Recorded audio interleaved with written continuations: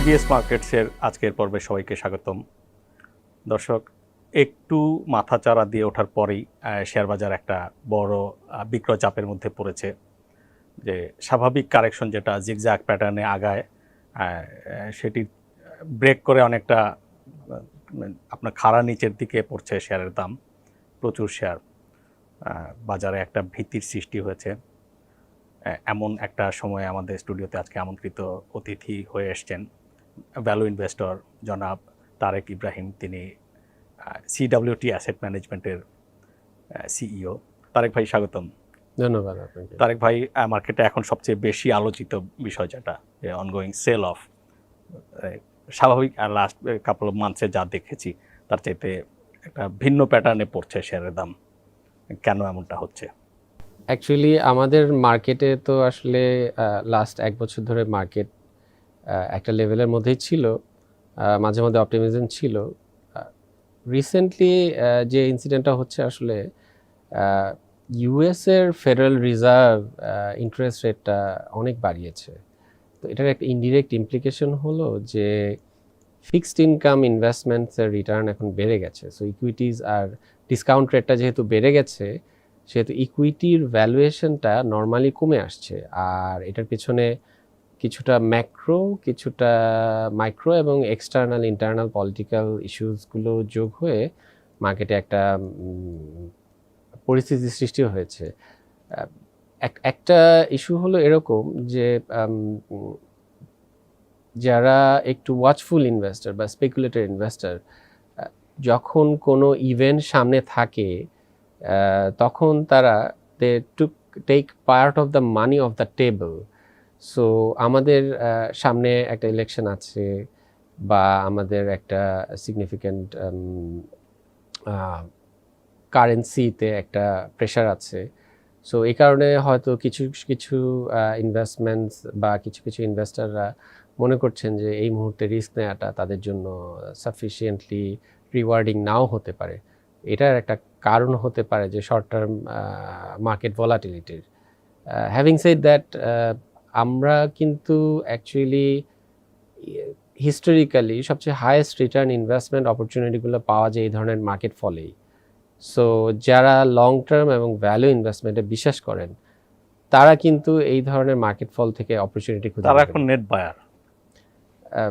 তারা net buyer অথবা তারা তাদের পছন্দের ইনভেস্টমেন্টগুলো চোখ রাখছেন। ওকে, আপনি আগের পর্বে আমাদের আপনার পোর্টফোলিও সম্পর্কে, আপনার ওয়াচ লিস্ট এগুলো সম্পর্কে বলেছিলেন। তো বাই দিস টাইম কোনো চেঞ্জ এসছে কি না? তার আগে এই বছরের এখন পর্যন্ত রিটার্ন পারফরমেন্স কেমন? এবছরের অ্যাকচুয়ালি মার্কেট যে ধরনের সিচুয়েশন আছে, আমাদের পারফরমেন্সও আসলে অলমোস্ট মার্কেটের সমানই। সো আমাদের পোর্টফোলিওতে খুব একটা নেগেটিভ রিটার্ন হয়নি, বাট আমাদের যে ফার্স্ট ফান্ডটা আছে সেটাতে আমরা 7% ডিভিডেন্ড দিতে পেরেছি based on the current market situation. Second and third ফান্ডটাতে আমরা সেরকমই হয়তো ডিভিডেন্ড দিতে পারবো। আর আমরা একটা শরিয়া ফান্ড লঞ্চ নিয়ে কাজ করছি আর কি। এমনি এই ফান্ডগুলোর সিএজিআর রিটার্ন সিন্স ইনসেপশন এগুলো সম্পর্কে আমাদের CAGR return approximately 15% plus. So কেউ যদি শুরু থেকে ফান্ডগুলো হোল্ড করে থাকে তার বাৎসরিক গড় রিটার্ন 15%-এর অধিক। জি, which is very high যে আপনার আমরা ইনভেস্টরদের জন্য চেষ্টা করছি। ওকে, মেক সেন্স। এই বছর তো মার্কেট আপনার যে ধরনের শেয়ার হোল্ড করেন এগুলো আপনার সবই তো আপনার ফ্লোরে আটকায় অথবা একটু উপর নিচ। অলিম্পিক সম্পর্কে আপনি বলেছিলেন যে আপনারা কিনছিলেন যখন দাম কমে ছিল। আপনারা কি সেই শেয়ারগুলো এখনো হোল্ড করছেন? আর আমাদের মিউচুয়াল ফান্ডের শেয়ারগুলোর ব্যাপারে আমরা বলতে পারি যে আমরা শেয়ারটা হোল্ড করছি। আমরা আসলে পোর্টফোলিও রিশাফলিং এক্সট্রিম ফান্ডামেন্টাল কজ ছাড়া আমরা আসলে খুব কমই করি।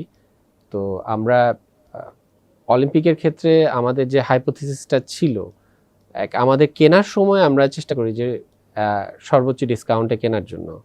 সো আমরা আমাদের অ্যাভারেজ কস্টিং লেভেল যেটা, সেটা লাইক অলিম্পিকের মাল্টি ইয়ার লো যে প্রাইসটা, সেই লো প্রাইসের খুবই কাছাকাছি। তো আমরা চেষ্টা করব যে কোম্পানির শেয়ার বা কোম্পানিটা আমরা দীর্ঘদিন ধরে রাখার, যতক্ষণ পর্যন্ত না ফান্ডামেন্টাল চেঞ্জ আসতেছে। তো আমাদের যে ফান্ডামেন্টাল হাইপোথিসিস ছিল যে কোম্পানিটার it's a largest biscuit manufacturing company বা confectionery manufacturing company in Bangladesh, and market share 20%-এর বেশি ইনফর্মাল মার্কেট, এবং ফাইন্যান্সিয়াল স্টেটমেন্ট কিন্তু বলে যে তারা সম্ভবত মার্কেট শেয়ার গেইন করতেছে, বিকজ এখনকার সময়ে অনেক ছোট ছোট যারা ম্যানুফ্যাকচারার তাদের এলসি খোলার ক্ষেত্রে অনেক ডিফিকাল্টি আছে।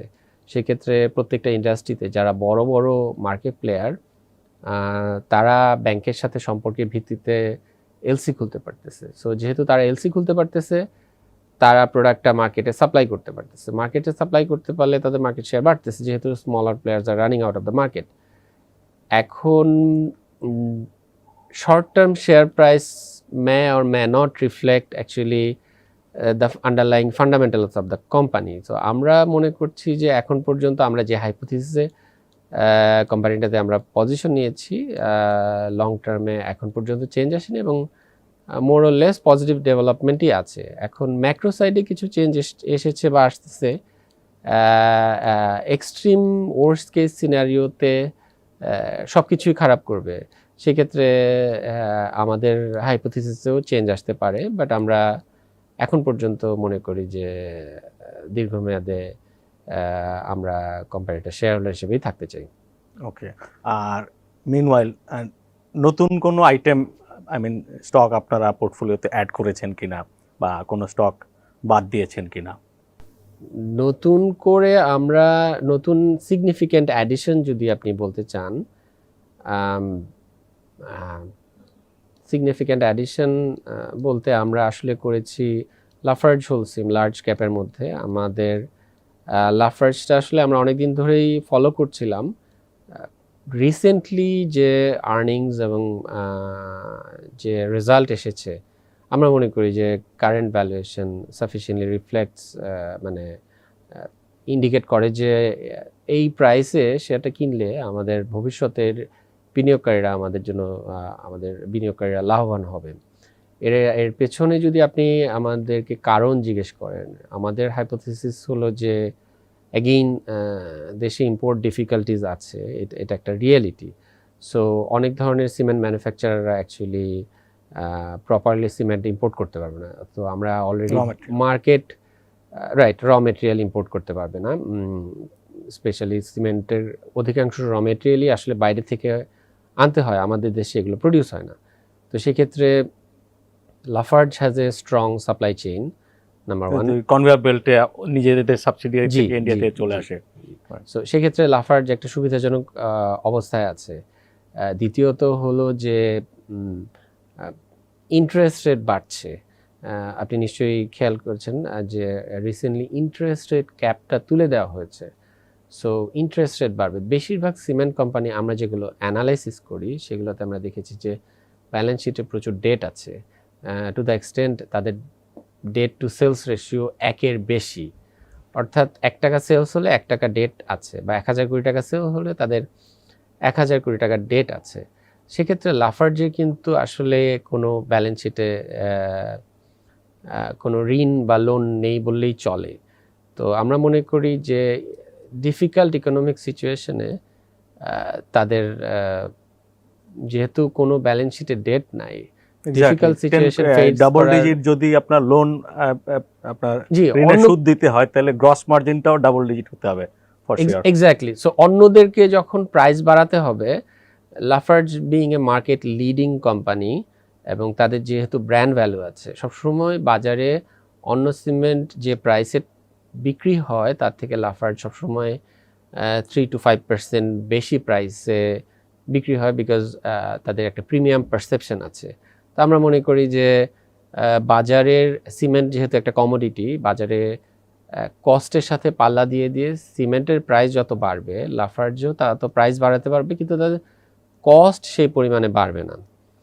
তো আমরা মনে করি যে হায়ার প্রফিট মার্জিন তাদের থাকবে, এবং যেহেতু ইম্পোর্ট ডিফিকাল্টিজের কারণে অন্যদের তুলনায় লাফার্জ মার্কেট শেয়ার বেশি গেইন করতে পারে।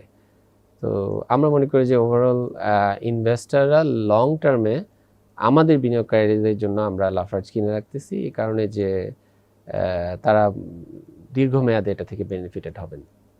আচ্ছা, আর কোন স্টক পোর্টফোলিও থেকে আপনারা বিদায় করেছেন কিনা? এক্স্যাক্ট আমি হয়তো নাম বলতে পারবো না, বাট আমাদের পোর্টফোলিওতে কিছু আইটি সেক্টরের কোম্পানির এক্সপোজার ছিল। আমরা আইটি সেক্টরে বেয়ারিশ না, বাট আমরা মনে করেছি যে ভ্যালুয়েশন সাফিসিয়েন্ট হয়েছে, সো আমরা এই মুহূর্তে আইটি বা ইন্স্যুরেন্স সেক্টরে আমাদের কোনো এক্সপোজার নেই, এতটুকু বলতে পারি। আচ্ছা, তো ম্যাক্রো ইকোনমিক সিচুয়েশন সম্পর্কে আমরা যদি আরেকটু বিস্তারিত শুনতে পারি আপনার কাছ থেকে।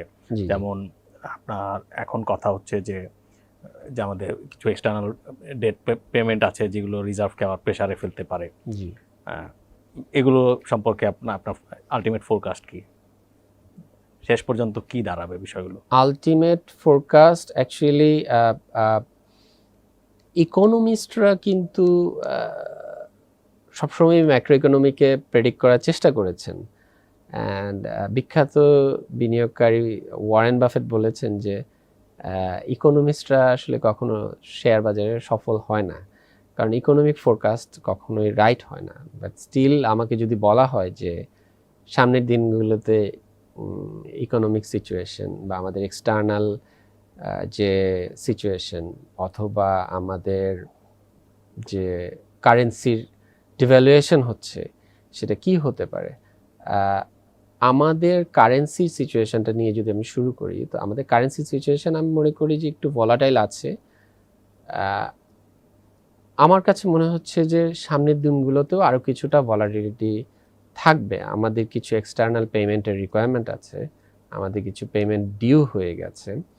একটা জিনিস পজিটিভ, আমাদের ট্রেড ব্যালেন্স যতটা নেগেটিভ ছিল ততটা নেগেটিভ না, আমাদের 50% কমে এসেছে। Because of the import restriction mainly. Import restriction একটা কারণ, আমাদের এক্সপোর্ট ভালো আছে এবং আমাদের men power export in terms of volume, আমাদের ম্যান পাওয়ার এক্সপোর্ট কিন্তু বেশ ভালো হচ্ছে। হ্যাঁ, এটা রিফ্লেকশন কেন দেখা যাচ্ছে না, বিকজ ম্যান পাওয়ার এক্সপোর্টের যে রেমিটেন্সটা এর একটা বড় পোর্শন ইনফর্মাল চ্যানেলে আসছে। কারণ আমরা আসলে যদি নাম্বারগুলো চেক করি যে আপনার বছরে প্রায় 10 লাখেরও বেশি আমাদের প্রবাসী যাচ্ছেন নতুন করে, নেট ফ্লো আউটফ্লো হচ্ছে, আমাদের প্রায় 1 থেকে 1.5 কোটি প্রবাসী বিদেশে কাজ করছেন।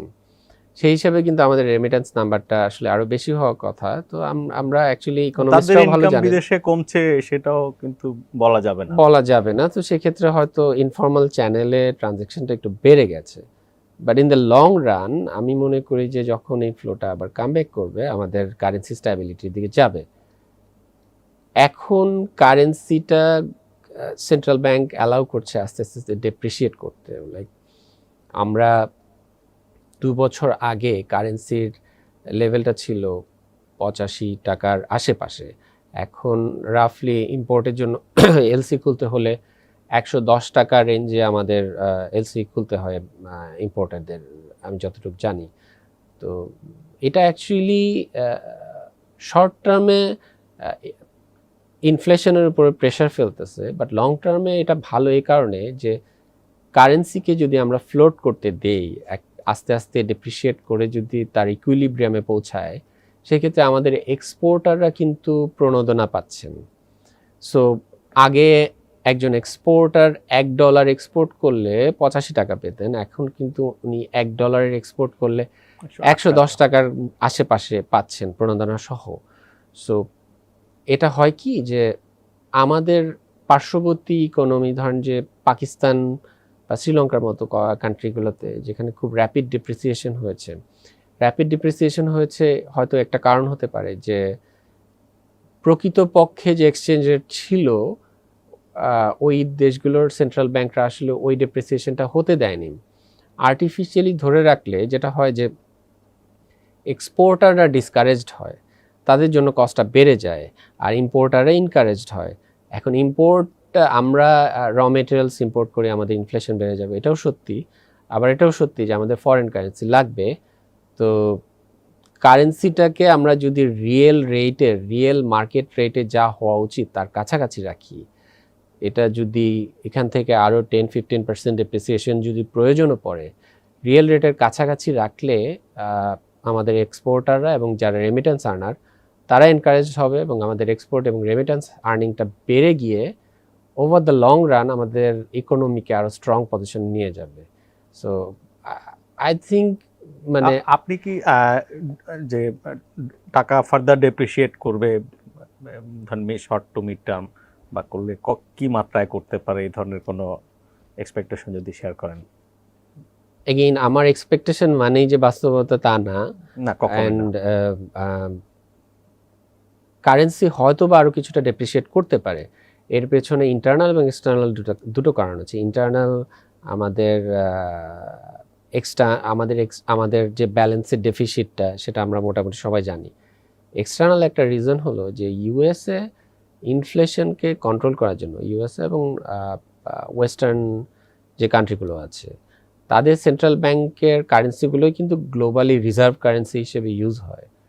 তো আমরা যদি ডলার ইন্ডেক্সটা দেখি, গত এক বছরে কিন্তু ডলার ইন্ডেক্স সিগনিফিকেন্টলি রাইজ করেছে। কারণ 2 বছর আগে ইউএসের বেঞ্চমার্ক রেট 0%-এর কাছাকাছি ছিল এবং এখন কিন্তু এই রেট 5%-এর আশেপাশে, এবং এখনও বলা যাচ্ছে না যে US central bank federal reserve rate বাড়ানো বন্ধ করবে। কারণ হলো ইউএস এর এমপ্লয়মেন্ট এক্সপেকটেশন এসেছিল যে হয়তো আর বাড়বে না এখান থেকে, রিসেন্টলি এই যে 0.25% বেড়েছে।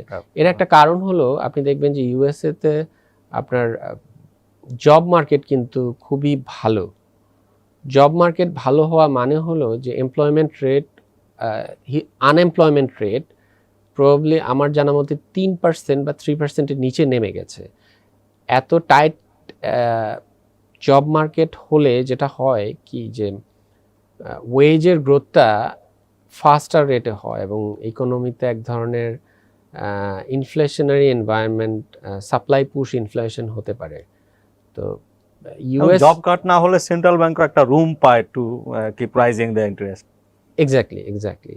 তো এটাই হচ্ছে, যতদিন জব আসলে ইউএস ইকোনমি একটু স্লো ডাউন করছে না অথবা ইনফ্লেশন রেটটা কমতেছে না, ততদিন তারা রেট বাড়াতে থাকবে। এবং যতদিন তারা রেট বাড়াতে থাকবে, আমাদের মতো যারা ইমার্জিং কান্ট্রিগুলো আছে, বাংলাদেশের মতো, বাংলাদেশ বা সাউথ আমেরিকান, এশিয়ান যারা ইমার্জিং কান্ট্রি, সবগুলো কান্ট্রিতেই কিন্তু কারেন্সির উপর এক ধরনের প্রেশার আছে। কার প্রেশার কতটুকু সেটা ডিপেন্ড করে যে কার ম্যাক্রো ইকোনমিক ফান্ডামেন্টাল কতটুকু ভালো বা কম ভালো, নাকি কতটা স্মার্টলি ম্যানেজ করছে। এক্স্যাক্টলি, জি। আচ্ছা, তো এখন আপনার যে পোর্টফোলিও স্টক, জি, এগুলোর এখন আপনারা যেগুলো হোল্ড করছেন, জি, আপনার কি বলে যে ভ্যালুয়েশন এমনিতে আপনাদের হিসাব অনুযায়ী স্টকে ইন জেনারেল আগের চাইতে আর একটু কম হওয়া উচিত। জি।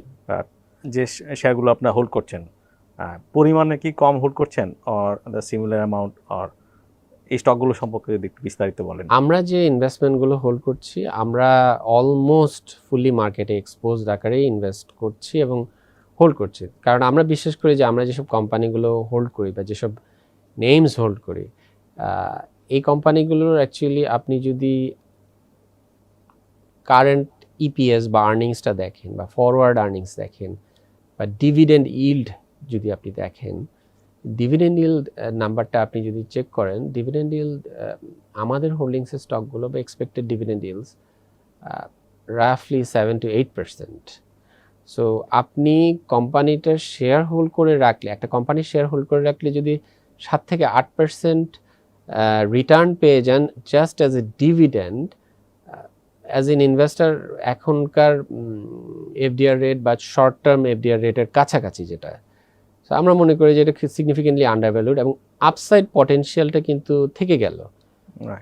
যখন ইকোনমিক সিচুয়েশন টার্ন অ্যারাউন্ড করবে তখন এই ডিভিডেন্ড ইল্ডের যদি শেয়ারগুলোর দাম বেড়ে যায়, আমরা মনে করি দাম বাড়বে দুটা কারণে আমরা মনে করি। এক, আমরা যেসব কোম্পানির শেয়ার হোল্ড করি বা যেসব ইনভেস্টমেন্ট আমরা করেছি, এগুলো ইনফ্লেশন প্রোটেক্টেড এবং তারা মার্কেটে লিডারশিপ আছে।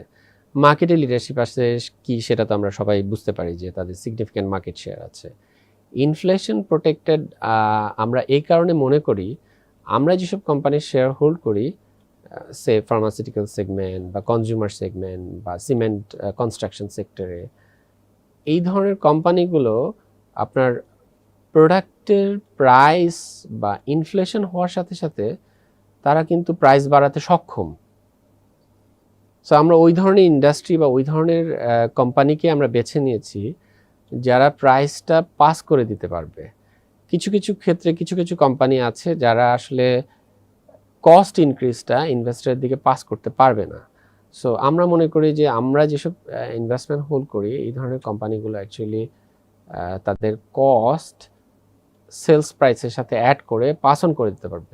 সো নমিনাল প্রাইস যত বাড়তে থাকবে, সে আনুপাতিক হারে কিন্তু তার নমিনাল প্রফিটটা বাড়তে থাকবে। সো ইনফ্লেশন আমরা মনে করি যে এই ধরনের বিগ প্রবলেম ফর देम, এই কোম্পানিগুলো আমরা মনে করি যে তাদের জন্য বরং ভালো, এবং আমাদের হোল্ডিংসের কোম্পানিগুলো বেশিরভাগই ডেট ফ্রি আমরা বলতে পারি, এবং তাদের সিগনিফিক্যান্ট ক্যাশ ব্যালেন্স আছে। তো সিগনিফিক্যান্ট ক্যাশ ব্যালেন্স থাকার একটা বেনিফিট হলো যে তারা সেই ক্যাশটা ফিক্সড ইনকাম অথবা এসএনডি বা যে কোনো ইনভেস্টমেন্টে রাখলে অ্যাকচুয়ালি ইন্টারেস্ট রেট কিন্তু বাড়ছে। সো এখান থেকে একটা বাড়তি ইনকাম যোগ হওয়ার সম্ভাবনা আছে। প্রত্যেকটা ক্যাশ রিচ কোম্পানি, এবং আমরা যখন জুলাই মাসে দেখলাম যে ইন্টারেস্ট রেটটা বাড়ছে, তাদের আর্নিংস বাড়বে, এই শেয়ারগুলো যখন যেমন স্কয়ার ফার্মা ফ্লোর থেকে উঠে এসছে কিন্তু 1 টাকা 2 টাকা রেঞ্জে, তো একটা কমন কিউরিয়াসিটি যে এত সময় নিচ্ছে কেন যে এই শেয়ারগুলো একটা প্রাইস চেঞ্জ হতে আমরা দেখি যে কিছু শেয়ার খুব দ্রুত ওঠানামা করে, এই শেয়ারগুলো 1 টাকা 2 টাকার বেশি কেন বাড়ছে না? আমি আপনাকে অ্যাকচুয়ালি অ্যাগেইন ওয়ারেন বাফেটের উইজডম আমি দর্শকদের উদ্দেশ্যে শেয়ার করতে পারি। তো ওয়ারেন বাফেট একটা কথা বলেছেন যে আপনি সেই শেয়ারেই ইনভেস্ট করেন, কালকে যদি স্টক এক্সচেঞ্জ বন্ধ হয়ে যায়, আগামী 10 বছর একই কোম্পানির শেয়ার হোল্ড করতে আপনি যদি কমফোর্টেবল ফিল করেন এবং ওই টাকাটার আপনার প্রয়োজন নাই, শুধু সেই ক্ষেত্রে আপনি ওই কোম্পানিতে ইনভেস্ট করার উপযুক্ত বলে মনে করেন ওয়ারেন বাফেটের ক্ষেত্রে। তো আমরা আসলে ওই ধরনের ফিলসফিটাই বিশ্বাস করি। হ্যাঁ, গত 1 বা 2 বছর ধরে ডিফারেন্ট ইকোনমিক সিচুয়েশনের কারণে আপনি যে শেয়ারগুলোর নাম বললেন যে স্কয়ার বা ম্যারিকো,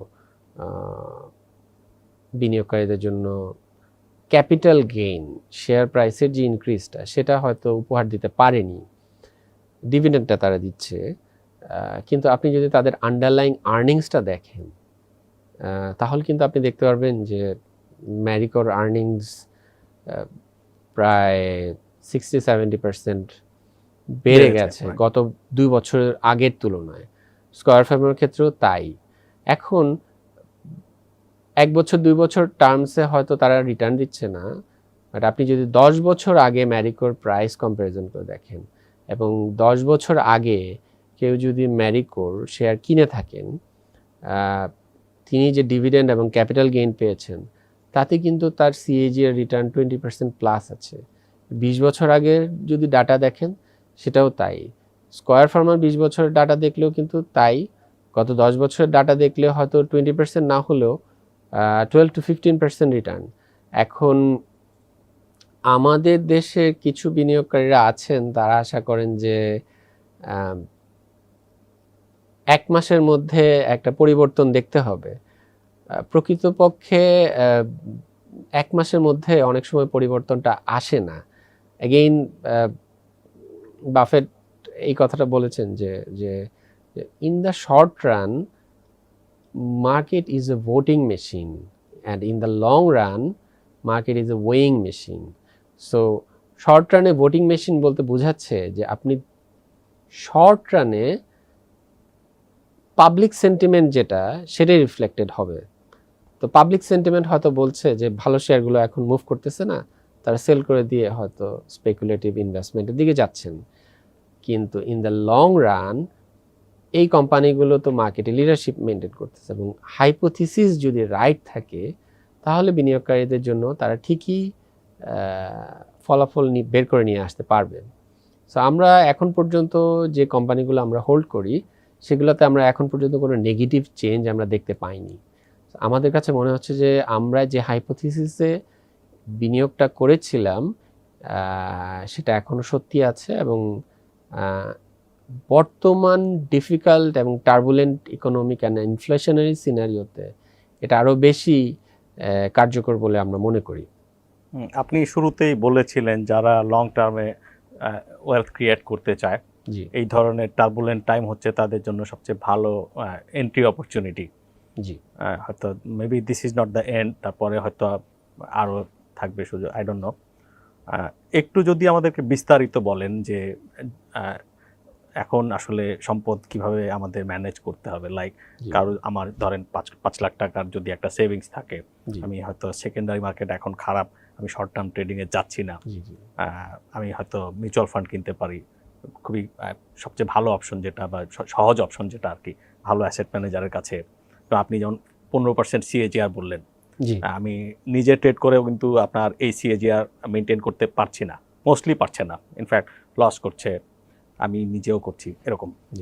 তো আসলে কিভাবে ওয়েলথ ম্যানেজ করাটা এখন আমাদের উচিত হবে? বিভিন্ন অ্যাসেট ক্লাস, ট্রেজারি আছে, মিউচুয়াল ফান্ড আছে, ইকুইটি আছে, তারপরে রিয়েল এস্টেট আছে।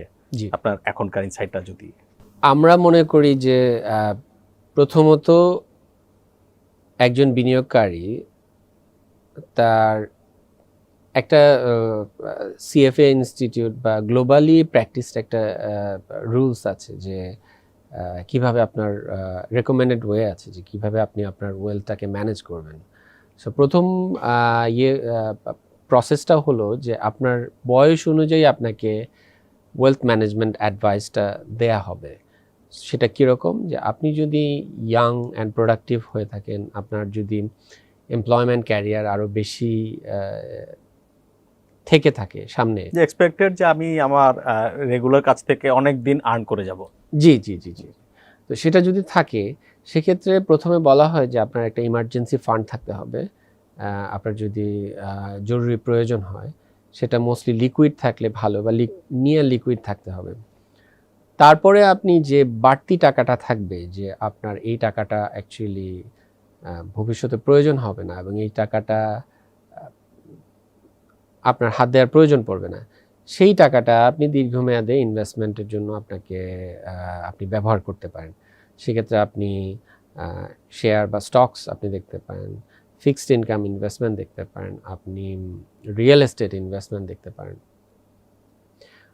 সবগুলো বিনিয়োগের ক্ষেত্রে আপনাকে প্রথম ক্রাইটেরিয়া, ভ্যালু ইনভেস্টমেন্ট ক্রাইটেরিয়া যেটা বলে, যে প্রথম ক্রাইটেরিয়া আপনাকে দেখতে হবে যে তার যে আন্ডারলাইং ভ্যালু বা ফান্ডামেন্টাল ভ্যালু আপনার অনুমানে, তার থেকে আপনি একটা ডিসকাউন্ট বা আপনি একটা রিটার্ন এক্সপেকটেশন নিয়ে কিনছেন কিনা। এখন অনেক বিনিয়োগকারীরা এই ভুলটা করে ফেলেন যে আগামী 2 মাসে মার্কেট লিকুইডিটি বা স্পেকুলেশনের কারণে পরিবর্তন হতে পারে, এই আশায় শেয়ার কিনে ফেলেন বা এই আশায় বিনিয়োগ করে ফেলেন, সেটা শেয়ার মার্কেট হোক বা রিয়েল এস্টেট হোক বা অন্য যে কোনো খাতেই হোক। তো আমরা মনে করি যে, বা ভ্যালু ইনভেস্টমেন্ট যেটা বলে, যে এই ধরনের বিনিয়োগে আসলে ঝুঁকির পরিমাণটা বেশি এবং দীর্ঘমেয়াদে আসলে সাকসেসফুল হওয়ার সম্ভাবনাটা অনেক কমে যায়। তো সেক্ষেত্রে এখনকার সিচুয়েশন অনুযায়ী যদি আপনি আমাকে জিজ্ঞেস করেন, আমরা মনে করি যে ইনফ্লেশন যদি বিনিয়োগকারীরা অনেক বেশি এক্সপেক্ট করেন, সেক্ষেত্রে রিয়েল অ্যাসেটও কিন্তু এক ধরনের হেজ হিসেবে কাজ করে। হ্যাঁ, সেক্ষেত্রে আপনার বাংলাদেশে যেহেতু কারেন্সি ডিভ্যালুয়েশন একটা বাস্তবতা, সেক্ষেত্রে স্টক মার্কেটের বাইরে অবভিয়াসলি রিয়েল এস্টেটও দেখতে পারেন বিনিয়োগকারীরা। সেক্ষেত্রে তাদেরকে দেখতে হবে যে প্রপার ভ্যালুয়েশন আছে কিনা। যেমন নতুন অ্যাপার্টমেন্টের তুলনায় ইউজড অ্যাপার্টমেন্ট ভালো হতে পারে, বা সাবআরবান এরিয়াতে আপনার প্রপার্টি ইনভেস্টমেন্ট ভালো হতে পারে। বাট এই সকল ইনভেস্টমেন্টের ক্ষেত্রে ডকুমেন্টেশনের অনেক ডিফিকাল্টিস থাকে। সেক্ষেত্রে বিনিয়োগকারীরা শেয়ার মার্কেটে দেখতে পারেন। শেয়ার মার্কেটে অবভিয়াসলি সব ধরনের ইনভেস্টমেন্ট আমরা আসলে ইনভেস্টরদেরকে ডিসকারেজ করি। আমরা ইনভেস্টরদেরকে এনকারেজ করি এরকম যে তারা টপ ডিভিডেন্ড ইল্ড জেনারেটিং ইনভেস্টমেন্টগুলো তারা ইনভেস্ট করে রাখতে পারেন, বা সবচেয়ে ভালো একটা ওয়ে হতে পারে যে গত 20 বছরে কোন কোম্পানিটা প্রতি বছরই ক্রমাগত তার মুনাফায় প্রবৃদ্ধি হয়েছে, কোন কোম্পানিটা তার মাইনরিটি শেয়ার হোল্ডারদেরকে সাথে তার প্রফিটটা শেয়ার করে, কোন কোম্পানিটার ডিসক্লোজার ভালো, এবং কোন কোম্পানিটার বোর্ড অফ ডিরেক্টরস স্বচ্ছ তার অধিকারী বা একটা সুনামের সাথে সুনামের সাথে ব্যবসাটা পরিচালনা করছে। এই ধরনের কোম্পানিগুলোতে দিয়ে ইনভেস্টররা তাদের বিনিয়োগ শুরু করতে পারেন, এবং পড়াশোনা করার আসলে কোনো বিকল্প নেই। ম্যাক্রো ইকোনমিক অথবা মাইক্রো যে কোনো সাইডে অথবা ইন্ডিভিজুয়াল অ্যানুয়াল রিপোর্ট এগুলো পড়াশোনা করতে হবে, এবং ফিক্সড ইনকাম কিন্তু ভালো একটা অপশন হতে পারে। আমাদের কিন্তু এখন কিছু কিছু ক্ষেত্রে ফাইন্যান্সিয়াল ইনস্টিটিউশনগুলো যে ফিক্সড ইনকাম রিটার্ন অফার করছে তার থেকে কিন্তু ট্রেজারিতে, গভর্নমেন্ট ট্রেজারিতে, গভর্নমেন্ট ভালো ব্যাংকে আপনার যে একটা যেখানে আমার টাকা মেরে পালাবে না এই ধরনের ব্যাংক হয়তো 8% দিচ্ছে, ট্রেজারিতে দেখা যাচ্ছে ইল্ড আছে মিড টার্মগুলোতে 9%-এর কাছাকাছি। কিছু কিছু ক্ষেত্রে এই ধরনের একটা অ্যানোমালি দেখা যাচ্ছে। তো ট্রেজারির জন্য অ্যাকাউন্ট খোলাটা একটু ডিফিকাল্ট, বাট আমরা ইনভেস্টরদের জন্য সামনে একটা ফিক্সড ইনকাম ফান্ড নিয়ে আসছি আমাদের সিডব্লিউটির তরফ থেকে, যাতে বিনিয়োগকারীরা আমাদের থ্রুতে ছোট ছোট অ্যামাউন্টে ফিক্সড ইনকাম ওয়েতে ট্রেজারি বা রিস্ক ফ্রি ইনভেস্টমেন্টে তারা অংশগ্রহণ করতে পারেন। তো আমার কাছে মনে হয় যে ডিফিকাল্ট ইকোনমিক সিচুয়েশনে প্রথমত লোন বা লেভারেজ এটা যতটা সম্ভব কম রাখা যায়। আগের পর্বে আপনি বলেছিলেন, এবং আমরা দেখতে পাচ্ছি যে যাদের লোন আছে তাদের ক্ষতিটা, যাদের লোন নাই তাদের চাইতে অনেক বেশি কর্পোরেট ফাইন্যান্সে এবং এই পোর্টফোলিও ম্যানেজমেন্টেও, দুই জায়গাতেই। এবং যারা সাকসেসফুল কর্পোরেশন বা সাকসেসফুল ইনভেস্টর তাদের কিন্তু ব্যালেন্স শিটে প্রচুর পরিমাণে ক্যাশ থাকে। কারণ হলো যে তারা অপেক্ষা করে মার্কেট কখন একটা বিনিয়োগের সুযোগ দিবে অ্যাট এ সিগনিফিক্যান্ট ডিসকাউন্ট। আপনি যদি অ্যাপেলের ব্যালেন্স শিটের দিকে তাকান, $100 বিলিয়ন উপরে ক্যাশ রিজার্ভ আছে তাদের। বার্কশায়ার হ্যাথাওয়ে 125 বিলিয়ন থেকে বেশি পরিমাণ reserve, cash and cash equivalent reserve hold করে। ইভেন বাংলাদেশের ক্ষেত্রেও আপনি সবচেয়ে সাকসেসফুল যে কোম্পানিগুলো আপনি গত 20-30 বছর ধরে সুনামের সাথে ব্যবসা করে যাচ্ছে এবং বিনিয়োগকারীদের জন্য রিয়েল রিটার্ন জেনারেট করেছে, তাদের ব্যালেন্স শিটে কিন্তু এখন দেখবেন যে সবার ব্যালেন্স শিটে ক্যাশ আছে। সো ডিফিকাল্ট টাইমসের জন্য তারা সাকসেসফুল বিজনেস যারা আছে তারা সবসময় ক্যাশ রিজার্ভ হোল্ড করে।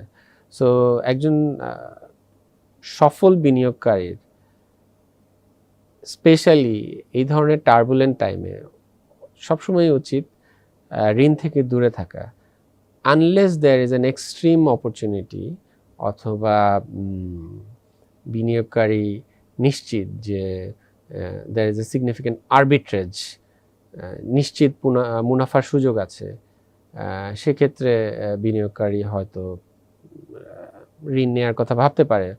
বাট আমরা এখনকার কারেন্ট ইনফ্লেশনারি এনভায়রনমেন্টে আসলে ঋণ নেওয়া থেকে বিরত থাকার জন্য সাজেস্ট করব সাধারণ বিনিয়োগকারীদের জন্য। আপনার আলোচনায় এটি স্পষ্ট যে সেকেন্ডারি মার্কেটের সূচক, যেটি কিনা আপনার মোস্টলি রিফ্লেক্টেড বাই যে আপনার অ্যাভারেজ কোয়ালিটি কোম্পানিজ, তাদের পারফরমেন্সের উপরেই ডিপেন্ড করে বেশি, বিশেষ করে ইদানিং যখন ভালো শেয়ার ফ্লোরে আটকে আছে। তারপরেও আমি এক্সপেক্ট করব যে আপনি আপনার ইন্ডেক্স ফোরকাস্ট শেয়ার করবেন। ইন্ডেক্স ফোরকাস্ট যেহেতু ফ্লোর প্রাইসে আছে, আপনি যদি ইন্টারেস্ট রেট সিনারিও দেখেন, বাংলাদেশ ব্যাংক কিন্তু ইন্টারেস্ট রেটের উপরে ক্যাপ তুলে দিয়েছে। সো দুটো বাকেটে যদি আপনি পানি রাখেন, হ্যাঁ, একটায় পানি কিন্তু উঁচুতে থাকলে আরেকটায় পানি নিচুতে থাকলে দুটোর মধ্যে যদি আপনি কানেকশন করে দেন, তাহলে কিন্তু উঁচু যে বাকেটে পানির স্তরটা বেশি ওটা থেকে নেমে যেটাতে নিচু স্তর সেটাতে একটু চলে যাবে। সেক্ষেত্রে হয়তো বা অ্যাভারেজ ইন্ডেক্সের উপরে কিছুটা প্রেশার থাকতে পারে, এই কারণে যে লিকুইডিটির সেন্ট্রাল ব্যাংক অ্যাকচুয়ালি ইনফ্লেশনকে কন্ট্রোল করার জন্য কিছুটা লিকুইডিটি ড্রেইন করতে চাচ্ছে সিস্টেম থেকে। কারণ ডিমান্ড সাইডে যদি গ্রোথটা একটু সাবডিউড না হয় সেক্ষেত্রে ইনফ্লেশন বাড়তেই থাকবে, যেটা সাধারণ দেশের আপামর জনসাধারণের জন্য একটু কষ্টকর হয়ে যায়।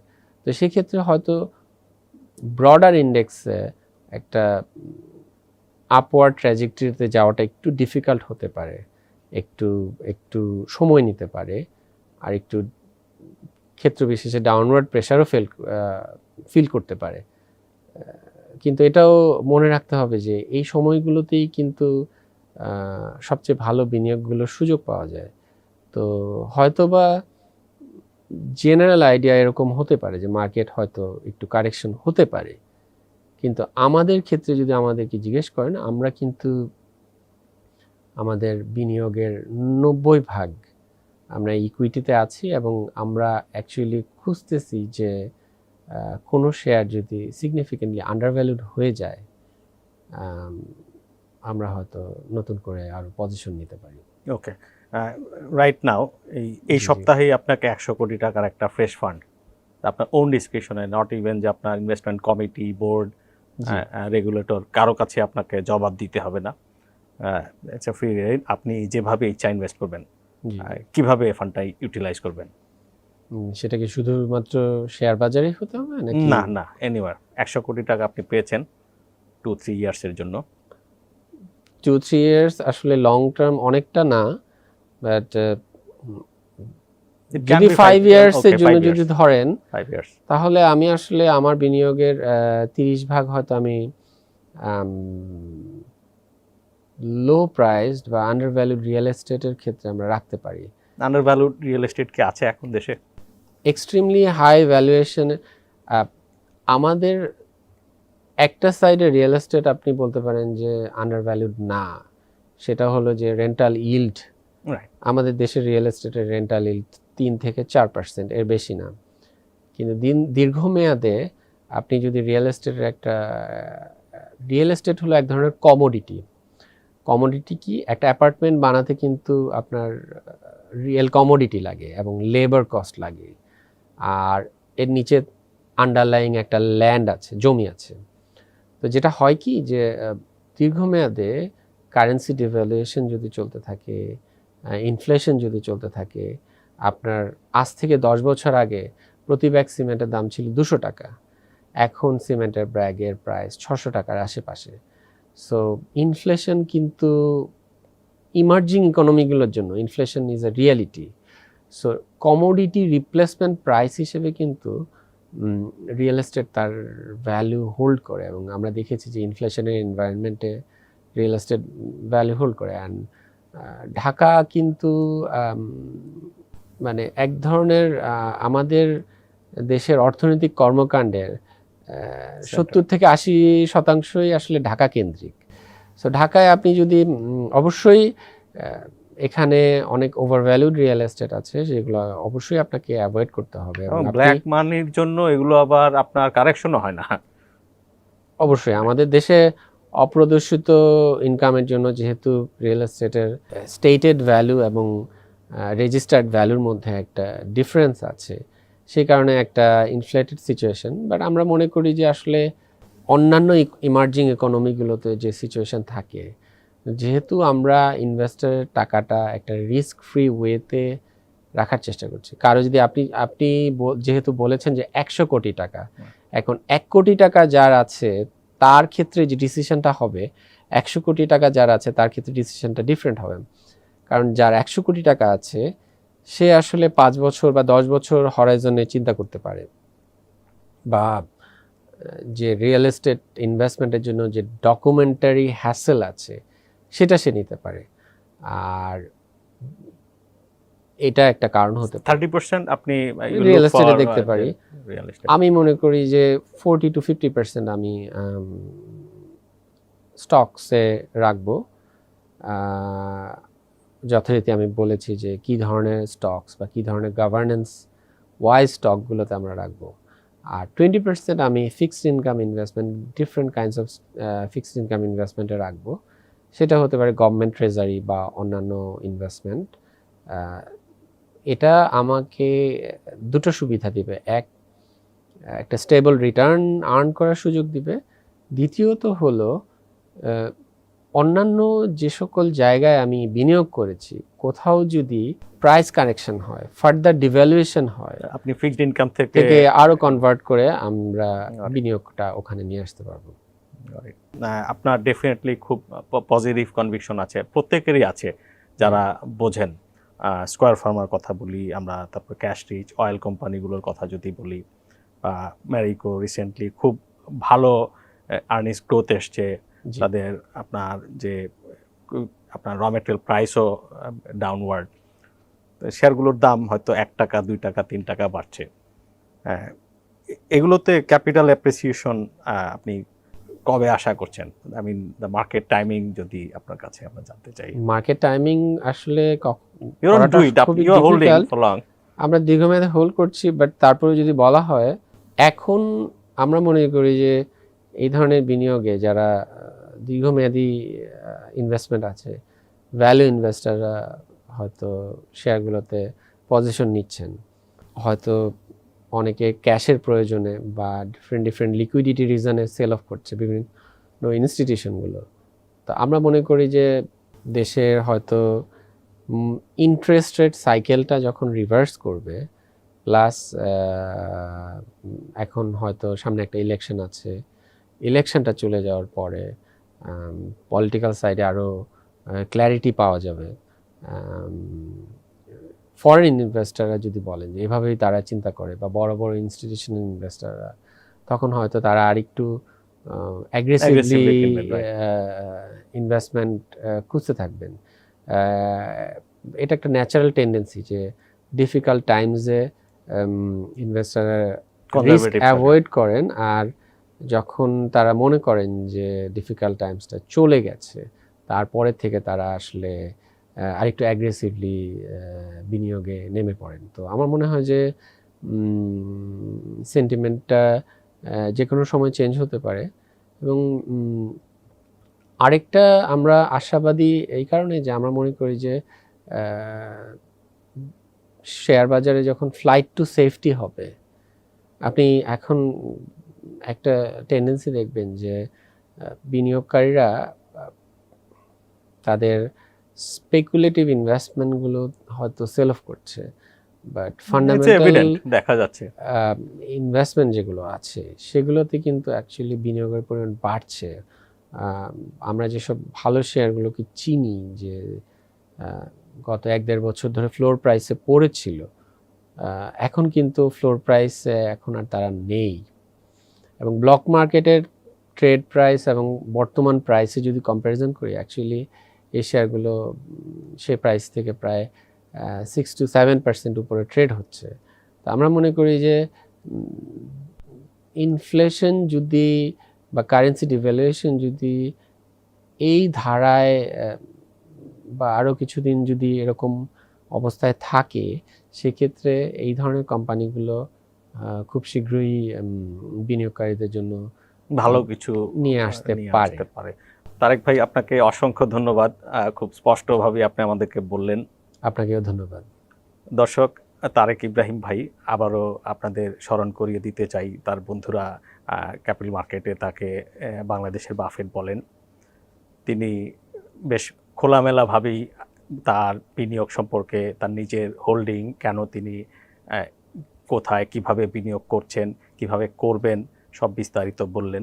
টেক অ্যাওয়েটা হচ্ছে যে এরকম খারাপ সময়ে যে কোম্পানিগুলোর একটা প্রুভেন গ্রোথ, তারপরে হচ্ছে তার বিজনেসে একটা এজ বা লিডারশিপ এবং ক্রাইসিস ম্যানেজমেন্ট সব কিছুর একটা ইয়ে থাকে। তারপরে কেমন প্রাইসে কিনলে সেখান থেকে আপনার এফডিআর এর প্রায় কাছাকাছি যে ডিভিডেন্ড ইল্ড পাওয়া যায়, আর তখন যদি সেকেন্ডারি বাজার ঠিক হয়ে যায় সেই সময় ক্যাপিটাল অ্যাপ্রিসিয়েশন যা হবে আর কি, যেটা আমরা মূলধনী মুনাফা বলি, সেটি থাকবে পুরো বোনাস।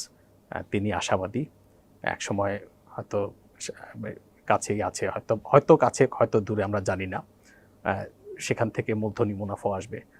পরের পর্বে দেখা হচ্ছে তিনি লোন নিয়ে ব্যবসা করতে নিরুৎসাহিত করে যান সবসময়, এখনও করছেন।